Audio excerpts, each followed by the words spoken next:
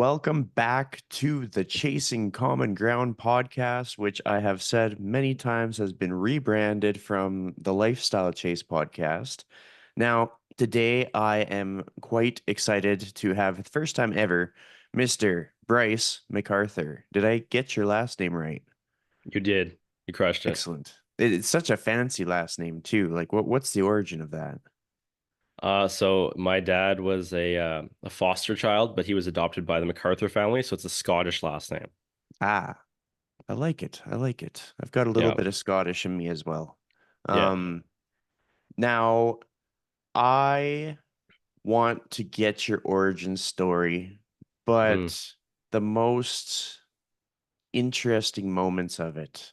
So, like, what inspired you to go into the industry, and what were like two of the things that didn't go the way that you had planned them to go? Okay, so are you looking for the whole thing? I mean, as much as you'd like to share, but I also Sure. want to hear like the really good parts. Yeah, yeah, no, of course. So I got into fitness probably about like myself probably about 12 years ago, probably coming up on 13 years now. So I started in high school, but we inherited some equipment from some family members, and I was just picking up working out kind of as like a hobby at the time. So, the old classic style like dungeon workouts, like metal plates. We had like this really old school like lat pull down that flipped over into like a tricep push down. Um, it was cool at the time, right? And then played music, just whatever. Had dumbbell rack and everything. So got into that, and then I'd say what kind of drew me to want to be a trainer though was I had this friend at the time. We were really good friends, and he had issues like myself. He dealt with some depression. He had a challenging childhood, and he had some stuff with his family at home too. So for him, I got him introduced into training, and he ended up losing about 100 pounds. I didn't obviously do that for him, but he had told me countless times that I was the one that provided some structure for him and guided him and given him some direction. And keep in mind, at this time, I didn't have any formal education. I was just a guy that had looked up a lot of stuff online, messed up quite a few times through trial and error, made my mistakes, but um, I was passionate and I was consistent, right? I think that's how it kind of always begins and how it starts. So when I spoke to him, I was like, okay, well, I was honored. I didn't really know what to think, but then it was that feeling, I think, of like knowing that you had that big of an impact on somebody where they took it upon themselves to change their entire life, right? And I think from then that was like my moment where I knew that I wanted to pursue training. I obviously had some after that had some periods of time where I had some self-doubt. So we'll talk about that too. Everybody talks about training being this thing where it's like, oh, you can't be a personal trainer. Like that's a part-time thing, right? Or like no one actually stays in personal training long term.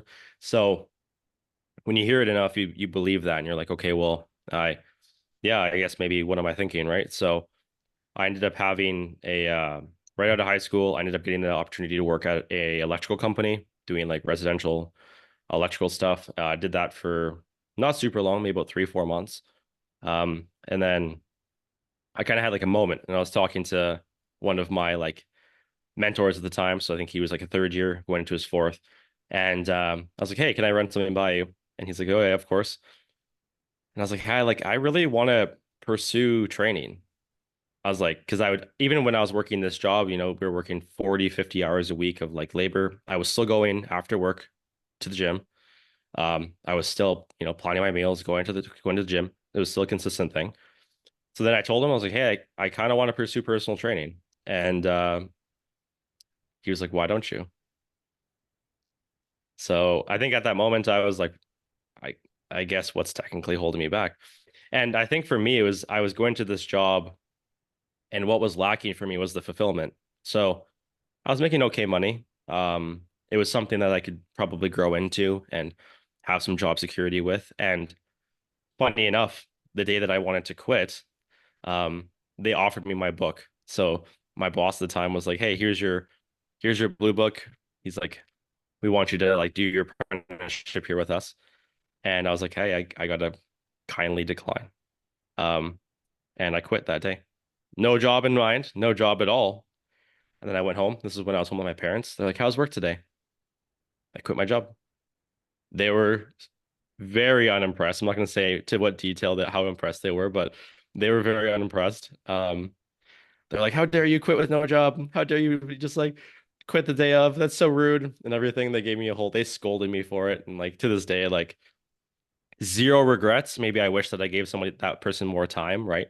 Because you should give your employer more time. But um, I don't regret it whatsoever because that was when I had actually started working towards something that I wanted to do. And that led me to doing like an online course at the time that I was wanting to do. And then I got working at a local gym in Spruce Grove. That area is kind of where I'm from. So I was working at a local gym there, front desk. And then, yeah, gone to Nate at 20 in 2017, did the Nate program, and then been training in person online since 2019. That's awesome. And I love that story and the fact that you kind of had that moment where you're like looking for that sense of purpose in the work that you did and like how you lived your life, because that's very relatable for me. So I kind of want to know because like you and I both attended the Dr. Pat Davidson event in person, the seminar. Hmm. And I noticed that you had a lot of attention to detail. And I'm kind of curious, what are the things that stand out when you're seeking out continuing education? Like what resonates with you? What teaching styles stand out? What personalities of different mentors stand out to you? So I would say that since I've finished school, obviously the type of education that I'm drawn to has probably changed. But what I look for is people that are really passionate, because you can tell when somebody is passionate about what they're teaching and that they truly love what they're teaching. And I think that speaks volumes about the education that they're pushing out, but also that they genuinely enjoy their job, which I think is very, very important because I've seen the opposite end of it too, where it's monotone, it's boring, and you can tell that there's not much engagement and they're not overly like invested in what they're trying to teach. And maybe they don't even believe in what they're trying to teach, right? So I think passion oftentimes will reinforce their beliefs in what they're trying to teach. And for me, like I've had a lot of injuries in the past. So I did powerlifting for a while and I dealt with sorry, like recurring shoulder issues, hip issues, knee issues. And I got to a point where I was frustrated. I was constantly working through these injuries.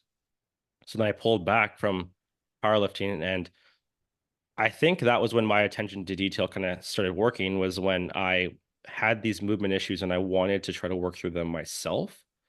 And as soon as I saw these things clear up, I realized like, oh wow, like you could actually improve your quality of life drastically with just moving better, better programming, focusing on recovery, focusing on improving movement mechanics, addressing movement discrepancies or issues. So that was when I really dove into it. And I've been working with Eric Bugera for probably a bit over 3 years now. So he's been my coach for a long time. So he has quite an attention to detail. So um, I lean into that hard, and him and I talk almost every day about something. So I would say, yeah, that was probably the moment for me when I realized that I wanted to be a coach that cares, a coach that's passionate, but then also a coach that has that attention to detail and like really wants to make a big impact on them, whether it's like the training side of things, whether it's, caring about them to the point where I'm sitting them down and talking with them about whatever is going on, whatever they want to talk about, right? Like I think those things all tie in, right? If somebody comes in, you can tell by physical traits that how they're doing that day, and I think it's just a matter of meeting them where they're at. And I think that that kind of makes a good coach from a bad coach, and that makes somebody stand out. So for me, yeah, I think it's just a matter of trying to continuously push the standard more and make sure that I'm doing my best to ensure that the clients gain the best service, because I've seen the opposite end of it too, where you have trainers that aren't giving as much attention to detail and don't care as much, and their clients aren't as happy. Hmm. I mean, one thing that stood out to me as you're sort of like describing all the things that resonate with you is the passion. And even for myself, when I think about passion, I think about not only with like the conviction and what they're saying and like how enthusiastic they are about it, but also in just like the decisions that they're making with their time. And it can kind of go in two directions. So one direction being that they are sort of they're building their life around their pursuit to better themselves. So when we see people who've been in the industry a while and then all of a sudden they're like, I'm gonna compete. I'm gonna compete in bodybuilding, or I'm gonna compete in jujitsu or powerlifting or Olympic weightlifting. Like there's so many different directions we can go with competition. But just when they just decide that they're gonna do it. And it's not necessarily to prove themselves to somebody else, it's more to prove themselves to themselves. And then the other facet that kind of stands out to me is when somebody has the passion for their work, for what they do, in which it actually, no matter what stage they're at in their career, it lights them up to connect with people. And so you and I have both witnessed this when we go to like a presentation and like the speakers are just as excited to talk to people as the people watching the presentation.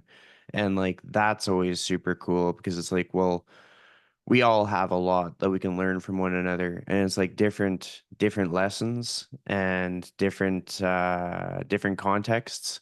Yeah. But the more that we connect, the more that I mean the industry thrives, people thrive. It's just more rewarding. So I kind of want to talk about the Evolve conference that we both attended. I'm curious to if there's anything that having learned about it at the conference that you changed your mind on, or any of like the nuggets that they dropped that you've kind of dove deeper down into. So I think this ties in really nicely to what we're talking about already today. I think I started with a business coach. Prior to that, I think we spoke about that in person at the conference, and he was already telling me to lean into my personality, right, and to be myself. And I think there's always this hesitation for most people when they don't want to show their full personality online because they're worried about judgment and how they're going to be perceived, right? But I think after the conference, it really re-solidified that for me and made it very evident that I was doing the right stuff, and like it made me lean into that more. Because all of them are, being themselves and their true selves, like authentically and unapologetically, right? So it made me realize that like a lot of these people have been successful, whatever they deem success, right? But they've been successful by being themselves. They've been successful by showing their personality, by networking with people that are like-minded, by doing the best they can to, provide their service or to make a difference. So for me, I think it's just a matter of like I am trying to just be myself and talk to a specific audience. I think that's the biggest thing too, is I was trying to talk to everyone. But when it comes to media and when it comes to even like personal training or your business, you're not trying to talk to everybody, right? Like you kind of have to hone in on who you want to speak to.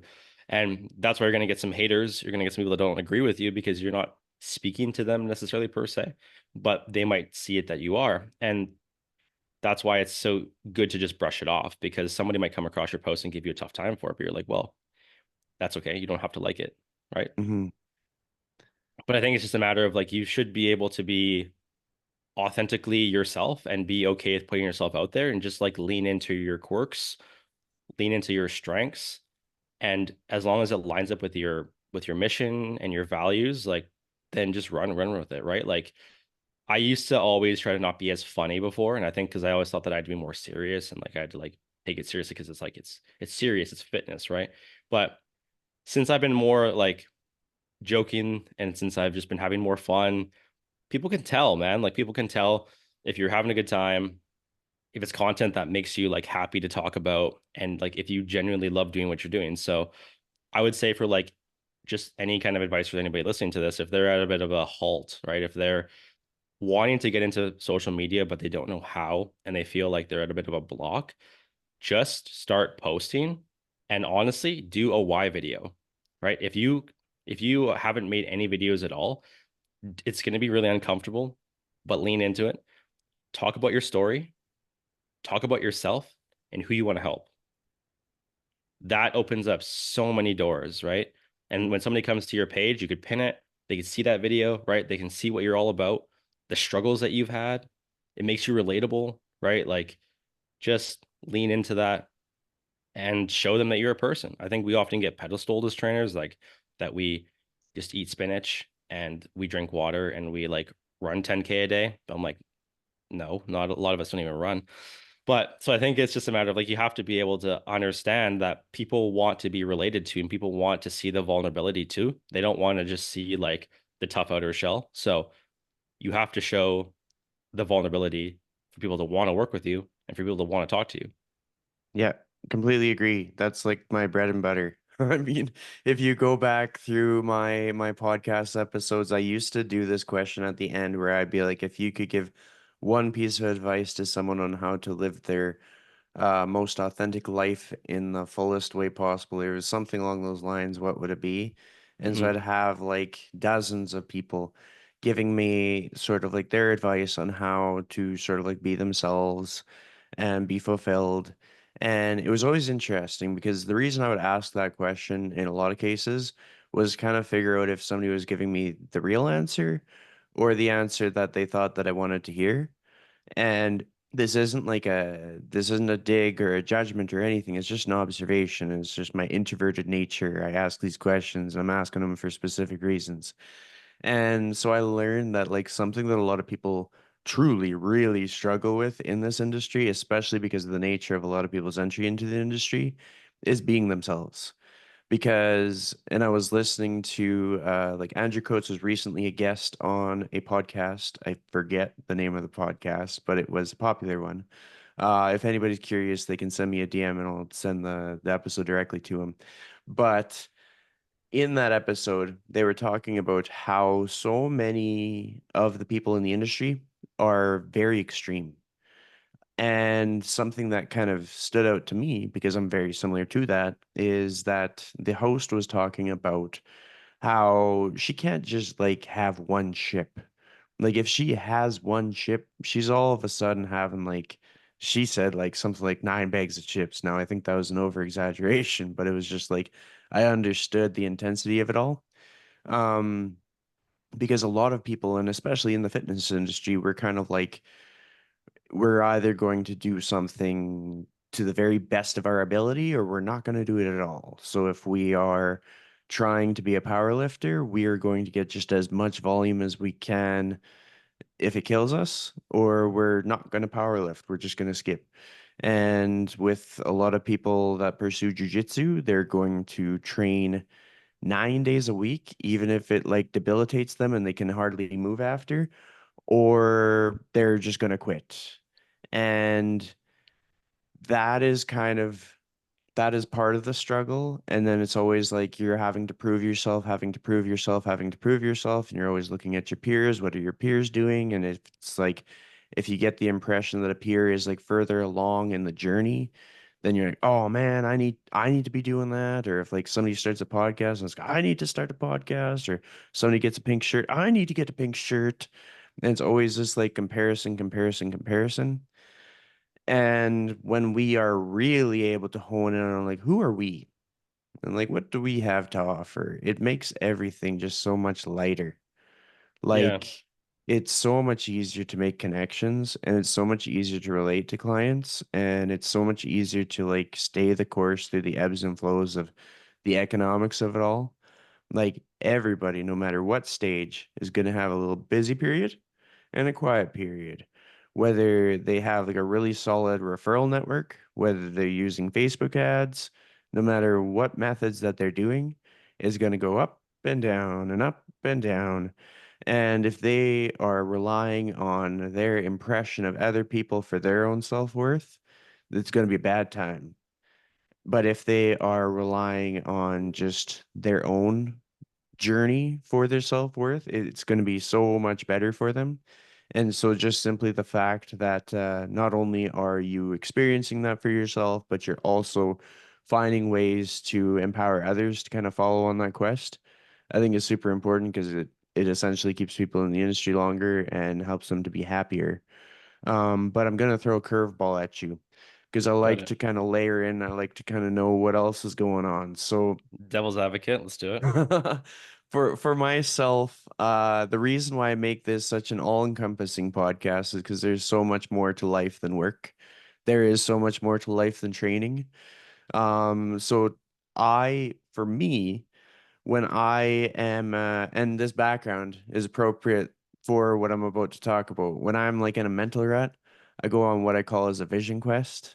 And when it's a vision quest, I can go anywhere. It doesn't, there are no budget constraints. I could go to Mill Creek Ravine and walk for like 10 kilometers and think about stuff. But in the best case scenario, I'll probably go to like Kananaskis or Jasper or Banff. Usually not Banff because it's too touristy, but and I'll just go for a really long walk, basically until like I can't feel my feet anymore, and then I'll sit until I can feel my feet, and then I'll go back. And during that time, I'll listen to audiobooks. I'll listen to friends' podcasts. I find more value in listening to a friend's podcast than in more of like a mainstream podcast because it's just there's just more tangible, like they're on their journey. They haven't, they're still on their way there. It's the production value isn't so high that they're so filtered and like edited that you're missing out on like some really valuable moments. So when it's a friend's podcast, it's like, okay, they had a bad day while they were recording that, but these are the lessons that they learned. And then the next episode is like, oh man, they're on fire today. This was a good day. And they're recording this, and these are the lessons that they learned. And I find a lot of great value in that. So now I'm curious, what kinds of things do you do for your life to kind of balance things out? Do you go on vision quests like me, or do you do something else? I like Vision Quest, and I can tell that you're a gamer because of that reference, so that totally makes sense. Um, so for me personally, I'm still trying to find a work-life balance, and I'll say that because I think that's something that I still tend to struggle with. I'm very much a person where I am very invested in my work, and I will just get very, very focused on it, and that's not a bad thing per se, but it does get very life-consuming. So I've done lots of life coaching. I worked with a life coach probably about 2 years. We just finished up, so that was honestly amazing, and I would advise that to anybody at any point in time. It doesn't matter where you're at, but finding somebody to teach you skills on how to set boundaries with everybody else, but also with yourself. That's huge because it's very easy to just keep working and working and working as a business owner. Like the list never technically ends. You could finish a whole list of stuff and then you could think of another 10 things to do. And that's just the art of this business, especially when you're trying to get things done.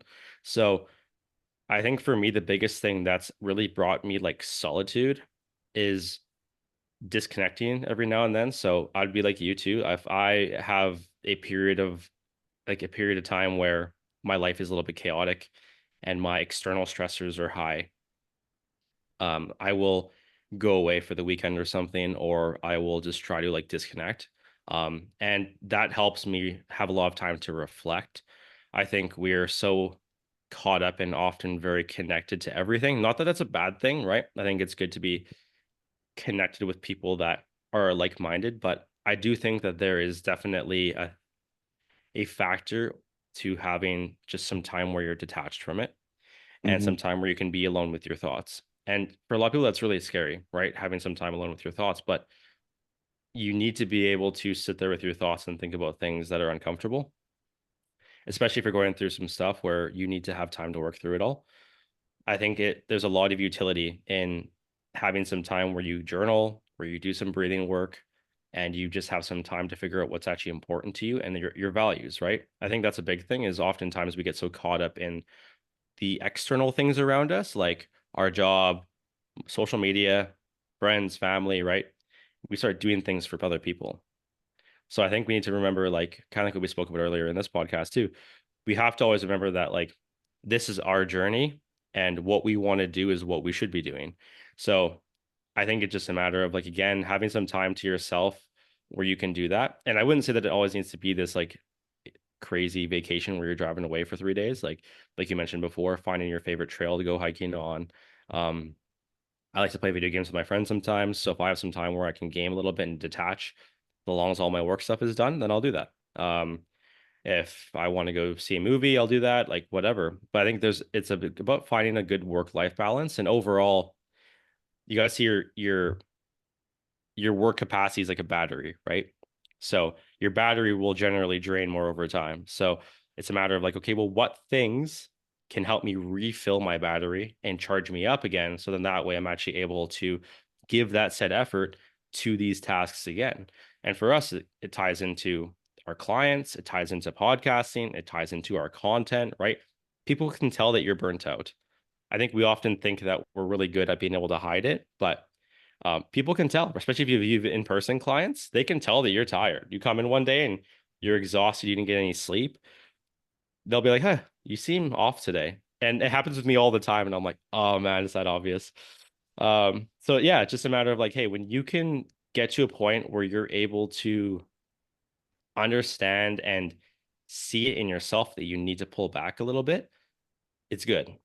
And the biggest thing too is like give yourself some grace, right? Like I think a lot of people are really hard on themselves, and myself included, right?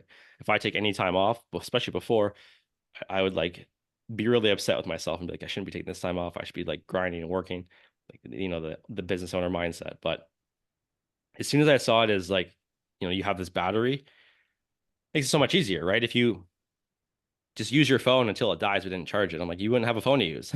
Like Mhm. eventually you have to have a point where you're plugging your phone back in and you're letting it recharge. Like, I mean, your social battery and your like productive battery should be no different. So I have a follow-up question that I'm curious about. I wonder who are like some of the people that you go to when you just need somebody to talk to or somebody to hang out with, and it's like non-work related, just like your pillars in life. So I would say that I have a roommate, so I can definitely lean on him. He's been really a really good constant in my life. So if I'm going through stuff, he's really good at just like listening and hearing me out because I'm very much like a verbal processor. So I'll tend to just speak. Um, and then I'm very lucky to have a lot of other good friends too. I'd say girlfriend wise, like I'm very lucky to have her to talk to as well. And then just like my family, obviously, like I know I don't see them a ton, but I am fortunate that if I need them, they're there. So Hmm. if I were to call them and be like, hey, I'm going through some stuff, I need you guys, right? Then they'll be there for me. But I think end of the day too, I also realize that it's good to have some time where you're kind of by yourself working through some of this stuff too, because as we get older, and I think people in general tend to be very, very heavily influenced by external things. So I think if you're going through a conflict or if you're going through a bit of like a personal battle with something, you need to be able to figure out what you want to do yourself as well. Because if you're getting too many external opinions, I think that that will also drive the decision-making process as well. And it might not even be something that you align with per se, but it might be something that just gives you an answer and a solution. So I think it's important to talk to people that you really trust. And it's important to get feedback and it's important to like just get it off your chest, which is why I think it's great to have like a life coach or like a therapist, sorry, because then Hmm. that's it's an unbiased opinion. When you're talking to them, you're paying for their time. They're, they're obviously very skilled in whatever they're doing and they're able to give you unbiased advice, which is really helpful because somebody else you're talking to could be giving you a biased opinion, which isn't going to be helpful for you, or they're completely detached from it and they don't care the outcome of your or whatever you do, right? So I think it's important to speak to people that are like going to be in your corner, even if that means that you're paying for their time. Um, I think if you could talk to them and get some perspective or some tools, even, then that's helpful. That's awesome. There's a couple things that I can branch off from there. So one of them was when I made the shift from my prior career, which was in a warehouse, into fitness. Part of that was realizing like how fast time was going. I was like, wow, like we're back to this same time, new year. Like the years just cycle and cycle and cycle. And I was coming up to 5 years with that company. And I was like, there's got to be more to life. Like, I don't think this is how I'm going to ride out my years. I think there's more to this and I need to find it. And as I was doing that, I was realizing, and also, why am I not spending more time making memories? Like, I'm getting older. And so then I started to kind of like subliminally create this sort of like framework structure for life, whether I was like truly struggling financially or doing so well that like it was hard to get people into my calendar because it was so full. I decided that I needed to kind of like set boundaries to prioritize family and like maybe a small cluster of friends. I would love to include all friends, but that would fill up the calendar and I got to eat. But essentially by doing that, then I started to regularly like I've been calling my parents like almost every day for the last like 8 years, which sounds ridiculous to some, but it's been awesome for me. And a lot of like for perspective, if somebody's like, well, why would you do that? Don't you have better things to do? And I'm thinking about it, I'm like, well, when my parents were my age, they couldn't call their parents. At least not both of their parents. Because both my mom and my dad, their father each passed away when they were quite young. Like for my mom, she was 10. For my dad, I think he was like 18. And so I'm like thinking about that. I'm like, why would I ever take that for granted? And like my heart goes out to anybody that's like missing those conversations. And I'm kind of a believer that like there's still energy out there. Like you can kind of still have like spiritual conversations and stuff like that, however you believe that to come into play. But I started to realize like if we don't block out time for that kind of stuff, like it doesn't happen. And when you talked about the what your roommate can offer you as far as like a sounding board and just like somebody to talk to, I have like been solo on my own for like a decade or so, but before that, I had like the best roommate you could possibly have. He's still one of my closest friends and I could talk to him about anything. And he was actually an in-person client with me when I started my career in the fitness industry. He helped me kind of get through a speed bump when the first private gym I worked at closed, and he stayed with me and still hired me, whereas I lost a lot of other clients because of that move. But just a solid guy. And then he wound up moving to a town like 5 hours north, and we don't see each other as much. And I was like, wow, that really affects me. And so I started to realize like how much of an impact on like our perception of ourself, our self-worth, our productivity that like one or two people can make, and just how essential it is to kind of structure in those times. And so in the past, I've like been like, okay, well, like this person is so important that I'll plan out a visit. I don't visit him enough. But like a couple of years ago, I drove up to where he lives, middle of nowhere, northern Alberta, and it was worth it because we got to have that quality time. And despite the fact, like I could have come up with a laundry list of things that I could have done as a personal trainer, online coach, all these other things that I do. But it's just like this all ends one day. Like we are going to run out of time. It doesn't matter if we are, it's not a race. It's like we are going to run out of days and we need to collect these moments with all these people. And I think that's one of my bigger lessons that I've learned. And to touch on your topic of life coach, counselor, therapist, I've shared this in past episodes, but I don't think I could possibly share it enough.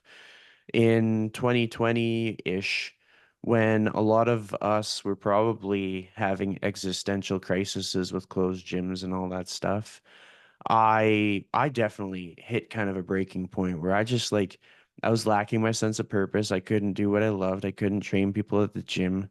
And like there was so much uncertainty with the future. I was confident in myself long term, but I didn't feel good short term. And so I actually got linked up with a counselor who I could do online sessions with. And it's profound the positive impact that it had on just my self-reflection of my career up to that point. Because basically, it took Now, if anybody's heard me guest on a podcast, they're gonna totally know what I'm talking about. But it took me like 2.5 sessions with this guy to just share my origin story. To just like dump everything. And because there was a lot of like there's some roller coaster moments where like maybe one of my friends knows all the stress I went through and the rest of the industry has no idea. And like just the amount of like risk, the amount of emotion, the amount of self-doubt, the amount of like insecurity, Mhm. just feeling like the world was crashing down and that was all bottled up. And so I talked to the counselor and got it off my chest and he was able to kind of relay, he was, wow, that's awesome. Because like I'm in the industry. Like I didn't leave. That didn't take me out.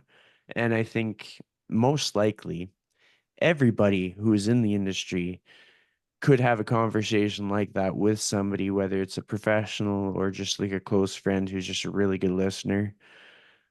It could be profound and it might save their career Mhm. because a lot of people they don't take time for that. They're like, no, work more, work more, work more, work more, and then boom, crash. And then they're a paramedic, which is fine, totally fine. Or they go into real estate, also fine. Yeah. Yeah. Or they become a plumber, something totally different. And all these things are totally fine. There's times when I'm like, it'd be pretty cool to be one of those careers. But if their intention is to be a coach or a trainer long term, then hopefully they have that moment where like, okay, I'm just gonna like stop doing stuff for the sake of having time to do these other things because those things that I stopped doing are gonna be there when I get back to them. So my next question for you is what are your goals for yourself over the next 2 years? And this can be personal goals or this could be professional goals.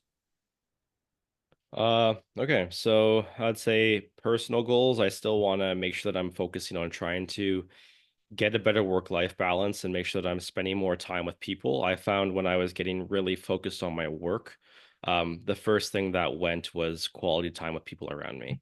And I didn't do that as a way to try to harm anybody or put anybody, make them feel bad. It was more just something that I was doing to try to focus on what was ahead of me. And I think what I'm realizing, and you spoke on it too, is how important experiences are and family and friends. Those things are something that we're going to carry with us forever. And I think it's so important to make sure that you're making time for those things. So for me going forward, I'm trying to ensure that even if my life appears to be chaotic, I'm trying to make sure that I'm still making time for people that are important to me. So I'm doing those things, but then also I tend to be a very anxious person by default. So I'm trying to ensure that I'm always finding ways to be able to self-regulate better, to calm myself down, self-soothe better, so I'm not projecting it upon people. Because everybody has those moments where they're super hangry or where they're frustrated with something work-wise, and they just kind of yell at the person that they see, right? Because they're angry. But I think there's a lot of things to be said about somebody that's able to control their emotions, even in high stress situations. And I think for me, I'm still trying to find that point where like I'm not having, not that I, again, not that I lose my mind on people, obviously, but I still want to be able to get to a point where like I am at peace, right? And I'm Mhm. very okay with just how things are. And I think it sounds really cliche, right? But I think for me, like it's this journey of being in peace and this journey of being fulfilled and truly happy with the path that I'm on and not being bothered about what people around me are saying or not saying. And I mean that because I think you're going to either get the validation and the affirmation they're doing good things, but if you're also not getting that, you need to still be doing things that you want to be doing regardless. And I think that is something that has to tie into your purpose, right? If you're doing something that you know that you love doing and you're meant to do, then you need to be doing it regardless. So, and that ties into people that want to start their own business. They're wanting to take on a future endeavor. Maybe they're wanting to even like ask somebody out. It's like any of those things. You got to be able to like again just lean into it, and regardless of what happens, just know that you tried and gave it an honest effort, right?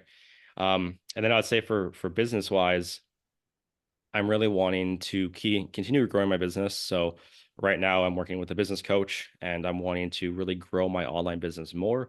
I love in person, but I do find that obviously in person is very time consuming. So I'm wanting to tap more into the online space. The biggest thing for me over this next, I guess, couple of years is to have more systems in place. So it makes my life significantly easier. My clients are seeing better progress because I have more systems and I'm more organized, right? And then in turn, just making it a little bit more scalable. So then that way I get to a point where I'm able to maybe hire somebody on, have them work for me, have me teach them my systems and my ways that I do things. And then I'm also wanting to get into education. I have a really cool opportunity that I won't say much about right now at this point in time later this year to get my first little taste of teaching, but I'm not going to say what it is. But I'm really wanting to dive into that more, branch out into that more, and continue to just try to make a difference and take on trainers that are brand new and teach them again the idea of being more intentful, getting better at like problem solving, troubleshooting, and overall just making it so that way they don't feel so lost and helpless when they're working with clients. I feel like oftentimes school doesn't prepare them for that. So I want to give a lot of actionable items that people can take and just like work on and really hone in on their skills. Yeah, and then as far as just other business stuff, I'd say just continue doing my thing. I'm actually rebranding my podcast, so I'm very honored to be doing it with a good friend and client of mine, and we're going to be rebranding the podcast. So I won't say names of that yet either. But we're going to be co-hosting that, and I'm wanting to just make it a little bit more encompassing. It's grown obviously over time, so I see it as being something that's essential just to show how much has changed and what I want to accomplish with it now. Um, yeah, and then get more involved in teaching and there's other stuff I want to do too, but I won't get too much into that stuff. But Totally. No, it's cool because it's like even when you just kind of like tease the different things, the number of times I've had people on the show where they kind of tease a thing that's coming up, and then it actually happens, and I put them back on the show, and I'm like, "Hey, remember that thing that you like did the spoiler for? Now talk about it because you're doing it." yeah, But yeah, yeah, it's yeah, cool. yeah. Um, No, I'm very honored. So One of the things that I was curious to dig into, I'm such a curious guy, I keep saying that, but when you're making time for things like you talked about work-life balance, like what's your routine for that? Do you like put a day on the calendar? Do you block out the time? Do you like add their email to the Google event and everything like that? I'm very like I'm a colored calendar guy. Yeah. So when I'm trying to like schedule out my week, I have colors appropriate for certain things that I'm doing. Anything blue in my calendar is usually like pleasure or it's going to be something to do with my friends or family, right? Just something that's like life related. Um, and then other colors are just, around certain tasks that I'm doing. But I've found people might find that insane, but I've found that just having a schedule and having a calendar that I'm following keeps me way more on task. And I'm going into my day with a plan. Hmm. Like it's like the workout, right? If you went into the gym with no workout at all every day, you'd be like, okay, well, what am I doing here? I don't see a calendar or schedule being anything different. It's like when you're looking at your week, it's like, oh, like what does my week look like? Where are my downtimes in this week? And when can I fit in more time for myself? And that's why I think it's so important to find things that really fill your cup on a different level and different scale because you're not going to have the same amount of time every day, right? So there's going to be some days where you have half an hour. So maybe that half an hour is a walk, right? There's going to be certain days where you have a whole evening free. Maybe that's a time to invite a buddy over or make a drive somewhere and see a friend, right? Or there's going to be a time where maybe you have a weird day gap, right? Maybe you go meet up with a friend for a workout. So there's going to be a lot of times where like you have to just find things that you value and associate those things to that value and make it work with your schedule. Because as a business owner, but even just working a regular schedule too, if you're working like a classic 8 to 5, you're at work from, 7 till 5, or you're not home till 6 o'clock. It's like, okay, well, you're not going to have that much time for things that you really enjoy. So I think for me, it's just a matter of like really expanding my horizons and figuring out, okay, well, what things actually do make me happy? And what things do I really look forward to doing all the time, every time that I do them.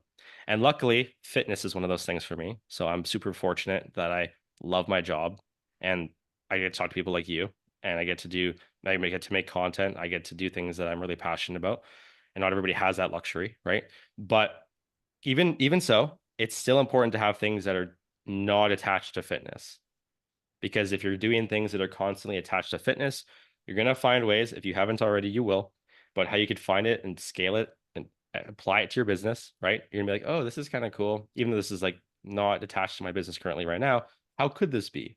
So it's important to have things that are just aligned with you, right? Like for me, I love live music and I love music in general. So I like will a new album comes out, I'll listen to the album. Like I look for live shows to go to. I'll book the night off to go because for me, those are experiences that I will have forever.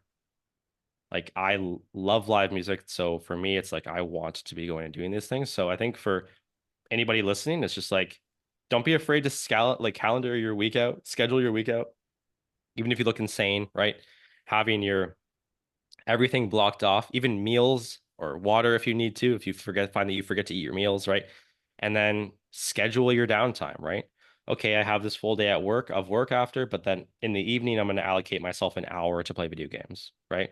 Or, okay, I have some time in the morning the next day. Maybe you go for a walk to start your day off or something like that, right? I think it's just a matter of like planning better and like that'll set you up for success better long term. And I'm totally aligned with that. Like, I like the expression where it's like, if I'm saying yes to this, what am I saying no to? And by putting everything in my calendar, like for me, I do work for at least three different businesses throughout the year, sometimes more when I'm doing like some contracts and stuff.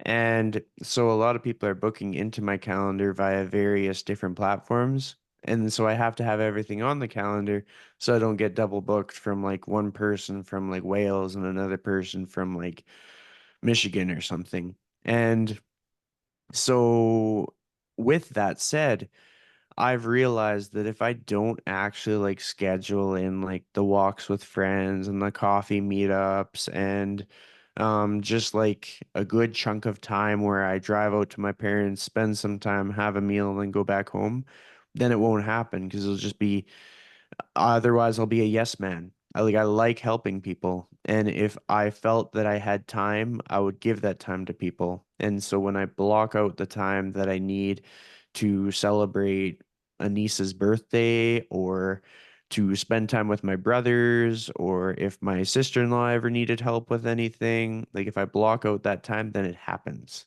And I become a reliable person. And in such, if like my in-person people talk to me or even my online people, because I do a lot of Zoom calls with some of my online people, and they were like, yeah, you seem like energetic. Like they're gonna benefit from that. And I would only be energetic if I followed through with the non-work activities. Now, I have a little mini question, which shouldn't take too much to answer, but I'm curious, have you ever done jujitsu? No. My one client though, he does do jujitsu. And I've had interest in martial arts actually, but I haven't done anything myself. I was considering doing Muay Thai before, but I haven't started it. Honestly, the work got busy, but that's not really an excuse per se. But no, I haven't partaken in any kind of martial arts before. So the reason I ask is there's a lot of the things that you talked about with like anxiousness and with just like self-reflection and sense of identity, sense of purpose, all those things. And I found jujitsu to help with everything. And it always feels like I'm like trying to get people to drink the Kool-Aid. But a lot of the people in my life who I relate to on a very like core level have also resonated with jujitsu for that same reason. So if you ever feel the inclination to try it out, just come on down to Frontline and join us there. Or also, my friend Kenny Buller has a gym on the West End called Brave, where you could try out a class at his facility. Sure. But just basically, I like tossing it out there because it's kind of like the gift that keeps on giving is people either do jujitsu or they do pickleball, and I'm on team jujitsu. So, but I've just, it was profound the impact that it had on my headspace, like mentally. and just like how much I just do not care what other people think of me because I do jujitsu, which seems so bizarre because I'm like, well, wouldn't I still care? I'm like, no, because like you go and you practice this thing where people are essentially practicing killing you and you're fine. And so then when you go out into the world and you encounter all these like obstacles and just like weird conversations and things taken out of context online and things where you're like, is that person talking about me? And things where it's like, am I good enough? Am I enough for the world? Yeah. Jiu-jitsu makes that all just settle down. And then it's like, wow, okay, now what's important? All right, we got family, friends, livelihood, sense of purpose, rinse, repeat, get after it. And it's like, and when it comes to health, all the health aspects become that much more important because it's like, if I don't want somebody to kill me, I have to be strong and my nutrition has to be in check and my sleep has to be good and I might actually have to moderate things like alcohol and because like there is a very distinct correlation between a person's ability to recover when they're a heavy drinker whereas if they just don't drink at all when it comes to jujitsu because you can kind of fake it till you make it with like strength training but you cannot when somebody is like coming after you and it's like your heart rate is just like maxing out and you have to defend yourself and you have to like push people off of you or like hold a person still like all these different like intricacies of jujitsu. And the funny thing as I wrap this up is that if you go back into my episodes there is at least two episodes where I said I never do jujitsu. I'm not, no, it's not for me. I just cheer on my friends and then here I am doing it. And I wouldn't say I'm like the best at it, but I like to encourage other people to try it out and experience the benefits. And like I don't even if a person went to one class and hated it and never came back, that's okay. That's just at least they tried and they knew. But with that said, I won't take up too much of your time. We will wrap up this episode, and I just want to thank you for joining me on the show and sharing your story. Of course, man. It was a pleasure. I hope that all the listeners took some stuff away from this, even if there's people that are wanting to get into the social media game or even get into training and they feel like they're in their own heads. So just start and be you. That's it. Totally.